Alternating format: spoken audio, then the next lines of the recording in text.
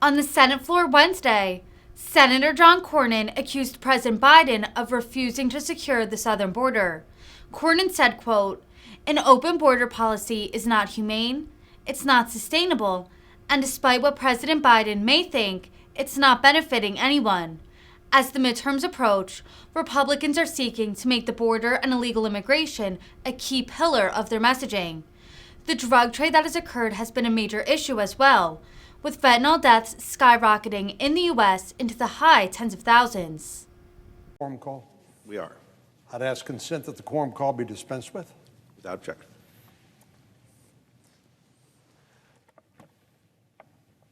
Mr. President, since President Biden took office on January the 20th, 2021, he has willfully ignored what's been happening at our southern border.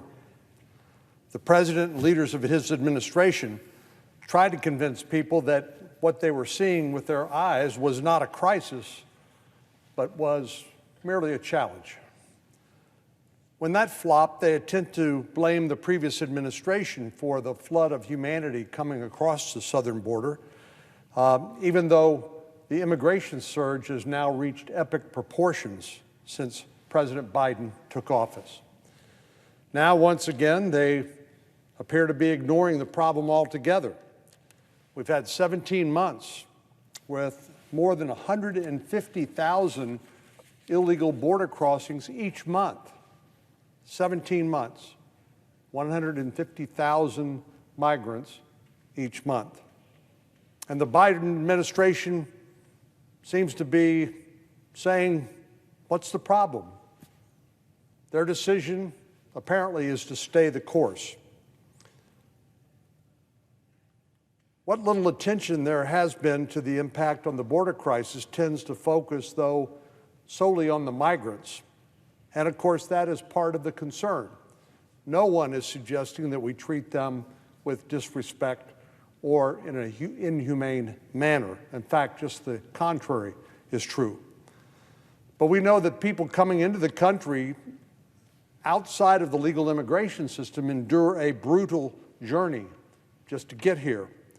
They pay thousands of dollars to cartels and coyotes or human smugglers, and often the women and girls are raped, abused, and migrants who slow down the coyotes will be abandoned and frequently left to die.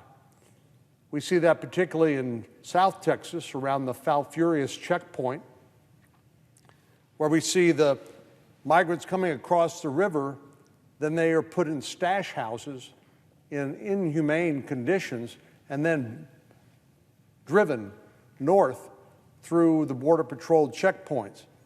But because of their fear of being discovered, the coyotes tell them, get out of the vehicle and walk around the checkpoint and meet us on the north side to begin to continue our journey. The problem is, this time of year, the weather and temperatures are brutal, and frequently ranchers in Brooks County, which is the county where the Falfurrias checkpoint is located, find the bones of migrants who did not make it or otherwise dead bodies.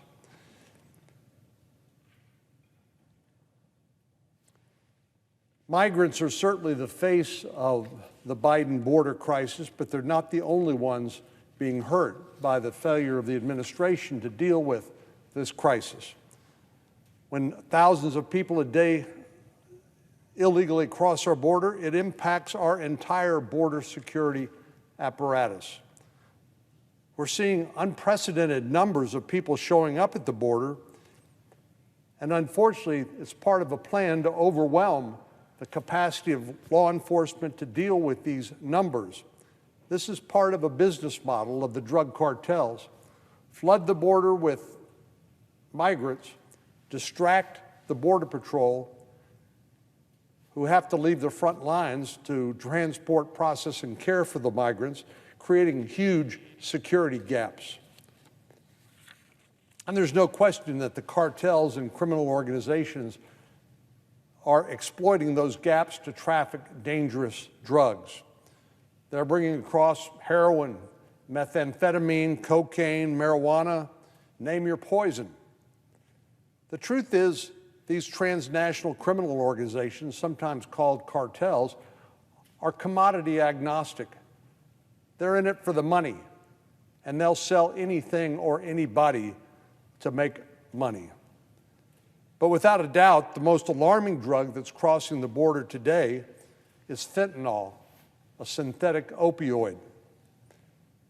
Last year, the Biden administration may have not noticed, but 108,000 Americans died of drug overdoses last year alone.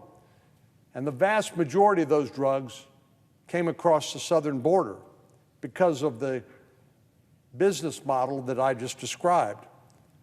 And the majority of those deaths involve synthetic opioids like fentanyl. Fentanyl, of course, is especially dangerous because as little as 2 milligrams can be deadly. That's a lethal dose that fits on the tip of a sharpened pencil. Customs and Border Protection doesn't track fentanyl seizures by milligrams, though. It logs it in pounds. And since October of last year, Customs and Border Protection have seized more than 10,600 pounds of fentanyl. And no, they didn't get it all. That's just what they were able to interdict and seize.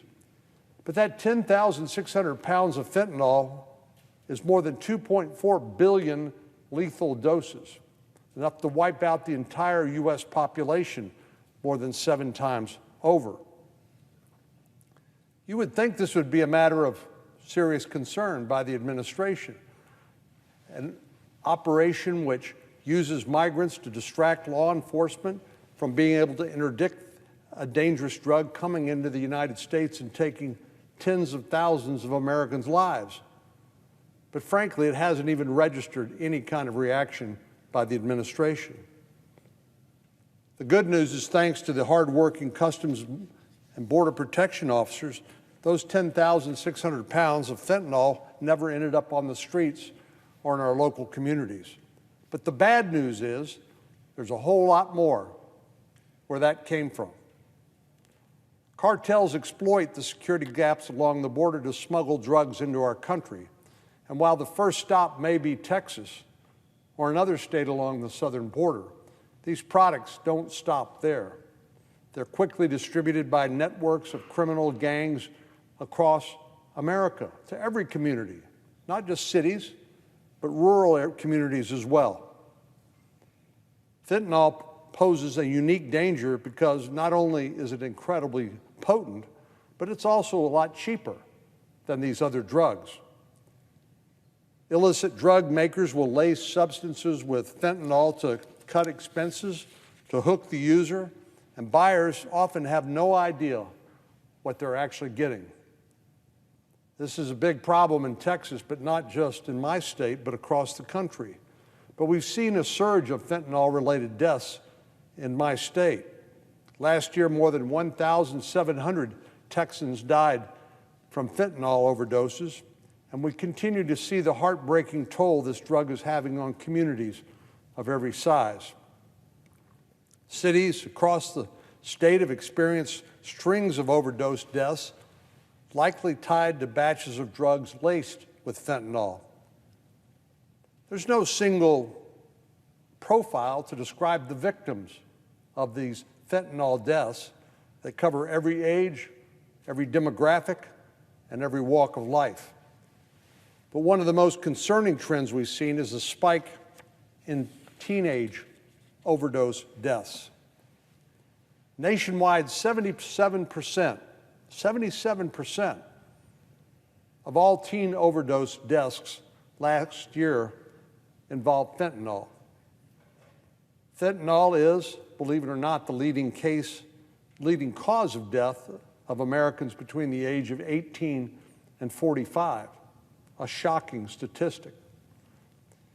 Teenagers may think they're buying prescription opioids, things like OxyContin, or some other drug, but they may be unknowingly taking drugs that contain a deadly dose of fentanyl in addition. One Texas community is feeling the devastation of this situation at an almost unimaginable degree. Hays County is situated just southwest of Texas. 2.5 weeks ago, only days into the new school year, a 15-year-old high school sophomore died from a suspected fentanyl overdose. Sadly, this wasn't the first death in the Hays Consolidated Independent School District. It wasn't even the second. In 1 month's time, this school district lost 3 students to fentanyl-related overdoses. The other 2 students were both seniors. We're talking about young people who are at the starting point in their life. They have endless potential and an army of people who want to see them succeed and live happy, productive, and successful lives. But that human potential is lost because this deadly drug has made its way into our country, into our communities, and into our schools. But Texas isn't the only state confronting a wave of fentanyl overdoses. A few weeks ago, a woman in Colorado found her 13-year-old grandson, Jose, leaning over the bathroom sink, unresponsive. Jose's family said he had no history of illicit drug use, and they believe he received a pill from someone on his way home from school. But that pill contained enough fentanyl to kill this energetic 8th grader who had his entire life ahead of him. Sadly, this is an all too familiar story. Earlier this summer, a 15-month-old toddler in Georgia died after being exposed to fentanyl. Same thing happened recently in California, also to a 15-month-old infant. Law enforcement in big cities and small towns alike have seen a spike in arrests and overdoses connected to fentanyl. The problem has gotten so bad that a number of major cities, including Las Vegas, San Diego, and New York, have installed vending machines to distribute life-saving shots of Narcan, which is an antidote to fentanyl overdoses. Vending machines on the city streets of an antidote for fentanyl because the problem has become so pervasive. This is a crisis facing everyone, from toddlers to teens to adults of all ages. Last year, more than 71,000 Americans died from a fentanyl overdose. That's 71,000 out of the 108,000 drug overdose deaths that I mentioned a moment ago. And given the rate at which fentanyl is coming into the United States, I fear the worst is still to come. Drug cartels are taking advantage of the security gaps at the border and going to extreme lengths to boost their sales. For example, last month, the Drug Enforcement Administration seized brightly colored fentanyl tablets in 18 states. Children appear to be the target demographic for what the DEA is calling rainbow fentanyl. There are small, colorful pills that look like candy, as well as pressed blocks of powder that look like sidewalk chalk. Mexican drug cartels and others have turned a dangerous and deadly drug into something that any child would be quick to pick up. No, Mr. President, there's no question there's a crisis at the border, notwithstanding the fact that President Biden and his administration have been ignoring it for the entire time he has been in office. It's certainly hurting the migrants, but it's also having a deadly impact on the American people. Coming from a border state, I've visited the border many times, and I've spoken often to the officers and the agents who are on the front lines of this fight.